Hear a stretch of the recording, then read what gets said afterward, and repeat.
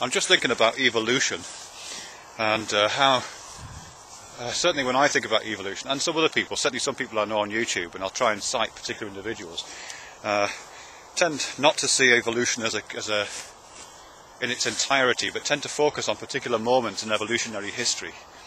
And I think depending on what moment of evolutionary history you're particularly interested in, you have a very different, kind of very different view of humanity, really.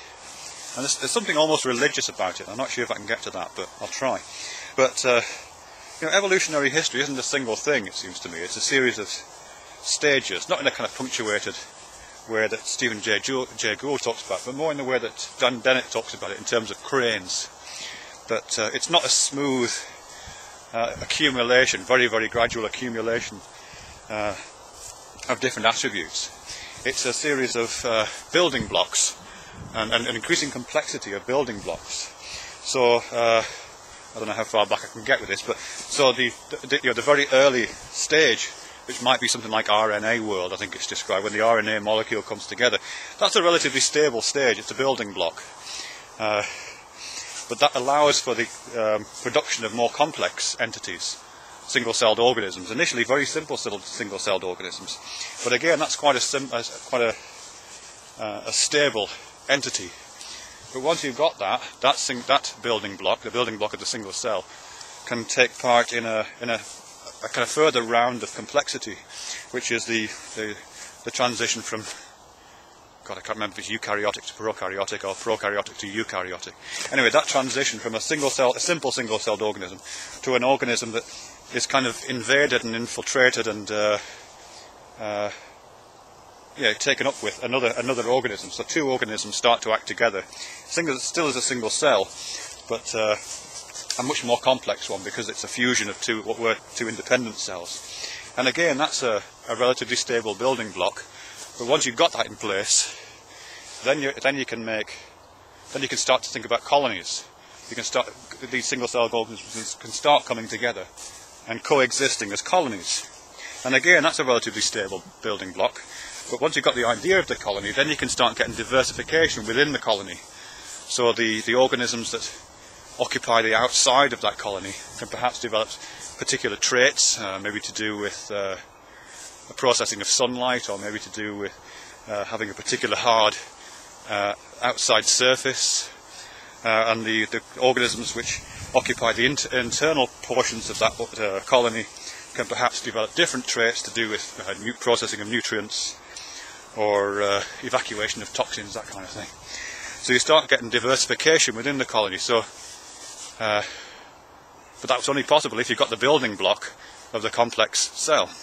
Once you've got the colony with various diversified properties, then you've got the possibility of a multicellular organism. The colony starts to function itself as a multicellular organism. You would need that diversification to include diversification into the kind of specialisms in reproductive technologies, but that seems to be what happened.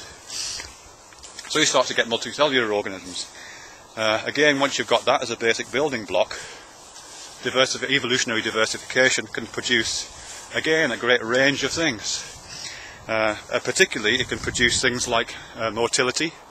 So you start to get motion. The famous bacterial flagellum could evolve at that point, because you've got the structure that would allow that to develop. The building block is in place, and alongside that, you would have the opportunity and the necessity, really, to develop sensory engagement. So there's no point in being able to move around if you can't detect the value of the positive and negative value of where you're going. So sensory engagement with the world, the detection of the presence of nutrients or the presence of toxins would be possible. So these little bacterium, I guess they would be, can start to use those early flagellum or some kind of pseudopodia in the early stages to move towards sources of nourishment and away from the sources of harm. So again, that's a building block. But once you've got that in place, then you can get the next building block in place, and this is a really important one, I think, for ourselves, which is the development of some kind of basic central nervous system which allows for those sources of nourishment, sources of harm, to be negatively and positively evaluated, and to show up within the process as positive and negative valencies. Not just to move towards something that kills you and to move away from something and it doesn't kill you, but to be able to actually predict in advance what those things would be. Once you've got that in place, that allows the possibility of much more complex beginnings of cognitive processes, accumulations of central nervous system driven reflex arcs, so that you have the possibility of that. And once you've got the possibility of that, that forms a building block for much more complex cognitive processes, including processes of the prediction and the prediction of other organisms like yourself, and the prediction of one's own behaviours as an organism. So you can start to make plans, and I'm still thinking of very simple creatures, so make plans isn't quite right, but we can start to make some kind of a plan, if that's the right word, and also prejudge the actions of others. And that's the beginning of social behaviour, both pro-social and anti-social. Once you've got that in place, again as a building block, then you can start to have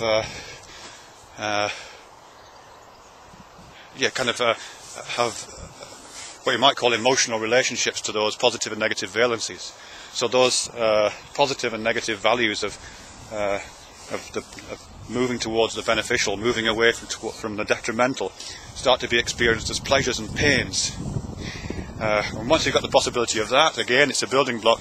You can start to work that into the landscape of pro-social and anti-social behaviour, predicting and ameliorating the pleasures and the pains of others, and contributing towards the pleasures and pains of others within your social group, and of course outside of your social group, probably a different register.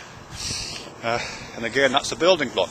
Once you've got that, you've got the beginnings of consciousness, and then you've got the beginnings of language, and then you've got the beginnings of this video and all that kind of technology and all that kind of stuff. But all of these are building blocks. All of these are building blocks. And I think what we tend to do, or what a lot of people tend to do, and I include myself in this, is to focus on a particular building block that takes our fancy.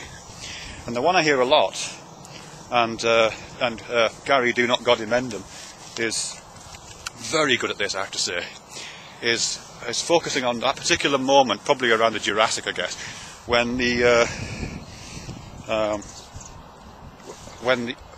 those reflex arcs, when that pro and social, antisocial behaviour, when those positive and negative valencies began to be experienceable as pleasures and pains. It's definitely part of our evolutionary heritage. It's part of the building blocks of who we are, but it's only one part. And focusing on pleasure and pain as being at the bedrock of our being misses the whole picture. It misses that whole slew of evolutionary history which precedes the Jurassic, and all the evolutionary period from that point to where we are now, and of course the potential for evolutionary development beyond this point. And I think it's a really interesting building block. I think it's the one that is at the core of all our understandings of morality and all those kind of things. But it's just a building block. We've built stuff with it. And whilst it's absolutely important to keep it in mind, particularly since it's very easy to knock down these elaborate constructions that we are as human beings now and reduce ourselves to those building blocks. If you waterboard somebody 128 times, you will take away their humanity, you will reduce them to a set of reflex arcs built on pleasure and pain, and basically take them back to the Jurassic when they'd be willing to do anything just to stop the pain and fear. It is possible to do that. It is possible to reduce us to that rubble. But we're not just that rubble, and I think that over-focusing on that moment misses the big picture. I think some others perhaps focus on another moment. Some of Matt's videos, Thou Art That's videos, I think, are beautiful and aspirational, but they tend to focus on a speculative evolutionary future for us. I guess because of the whole evolutionary spirituality thing that comes out of Ken Wilber and those guys that I know Matt's interested in, and spiral dynamics, that whole idea that, and Teilhard de Chardin, that idea that we are evolving towards somewhere, and if we can just predict that evolution and consciously try to embrace it, then we can kind of forget the rest. Again, I think it's a whole narrative, and over-attaching oneself to that bit misses the picture as well, or can bias the picture a bit. I was going to say something about religion, but I don't have got time here now. Well, only that the one I just mentioned about the Jurassic, this kind of Jurassic attachment to pleasure and pain as the key factor as opposed to just being a major building block. To me, that always reminds me of muscular Christian preachers. These are Christian preachers who talk about, actually it reminds me of Fred Phelps and the Westboro Baptist Church. They are emotionally attached, it seems to me, to original sin, and very, very emotionally attached to the idea that we are a fallen race, that America is doomed, that the world is doomed, it's all going to hell in a handbasket, really. They're very emotionally attached to that. And that feels like the same kind of an attachment. It's an attachment to the original sin of the species, if I can put it in those slightly elevated terms. That time, perhaps during the Jurassic, I might be off with my time scales, when where we were at was pleasure and pain. That was it. That was as far as the building had been erected. But I think we are in a different architectural moment in our evolutionary history now, though.